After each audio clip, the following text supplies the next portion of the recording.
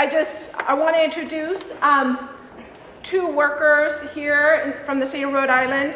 I want to just say, as I walked in here today, I'm always, what comes over me is just the knowing that we're creating a space in this moment for not just our champions of the state legislature, but also a space for workers to tell you who they are and what they do. Just like Laura, I want to introduce Jonathan Hart, who was a former security officer for a security contractor, as well as Neil Condon, who was a former security officer at TF Green. So with that, Jonathan.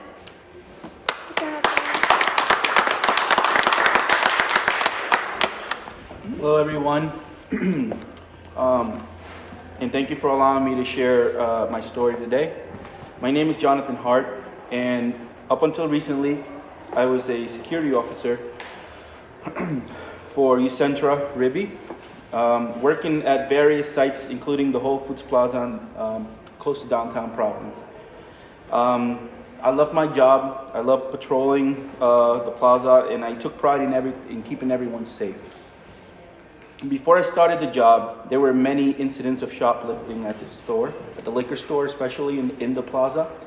And I did the best job that I could to keep that from not happening anymore. And I was glad to report that it never happened when I was there, thankfully. I felt like I was making a difference for customers and business owners, and that mattered to me. I wanted to make a career out of security, but unfortunately the low pay of just $13 an hour, coupled with Eucentra's relentless mistreatment, made it impossible for me to stay. I live with my mother, and I'm the only one in the household working, so my family is depending on my earnings. Now I'm driving Uber while I try to figure out what to do next. Passing fair standards for essential workers, including security officers, is personal for me. If this law was already on the books in Rhode Island, I would still be doing the work I enjoy. Doesn't Rhode Island want to retain skilled and dedicated security officers to keep businesses and general public safe? $13 an hour, unfortunately, isn't enough to make ends meet. I was working nearly 50 hours a week, yet I maxed out my credit cards, even had to dip into my meager small savings. I qualified for SNAP benefits despite working for full-time. Is it right that people with full-time jobs should qualify for government assistance? I don't think so. But it isn't just about the low wages to me. We need stronger worker protection in Rhode Island so we can stop bad companies like Eucentra from mistreating workers. On top of the low pay, Eucentra was illegally deducting money from my and my colleagues' paychecks for uniforms. So with the help of 32BJ SEIU, which I thank, I filed a non-payment of wages a complaint with the state of Rhode Island, and along with several others who the company had also cheated out of money that is rightfully ours. To this day, even though the company claims to pay back these deductions when workers leave the company, I haven't seen a single penny of what I'm owed. I believe this is retaliation because I spoke out. Passing better standards in wages for essential workers makes sense for Rhode Island.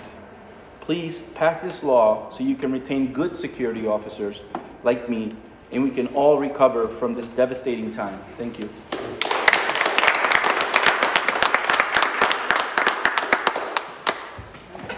Good afternoon. I am Neil Condon. I'm a former security officer for TF Green Airport. We have a problem. There is a huge drop in essential workers in police departments as well as security officers. Now, when I was doing security, we were trained that we are first responders. We were able to assist police officers in getting descriptions. I can tell you firsthand, I've been in 2 active shooter positions since this pandemic started. And due to my training and anything that I personally have been trained with as far as security, I was able to assist the police and give a description of both active shooters, and they were able to neutralize the situation. I took pride in putting on my uniform every day and going to be an essential worker and keeping people safe for my job. And that's what I took pride in doing. I got up every morning, put on my uniform, and said, I want to go to work. Unfortunately, due to the pay and due to the bad benefits in which I was cheated out of, I was unable to do it. I have a pre-existing medical condition. I was not able to afford medical expenses, nor take care of my children. We need to start working towards the essential workers, people like cleaners, security officers, and people of that nature. Those are the guys that are out in the front lines right now, and they deserve better than what we're doing. Absolutely. Thank you. Thank you, Neil. Thank you, Jonathan. Laura. No one explains this bill better than they do, or the need for this bill.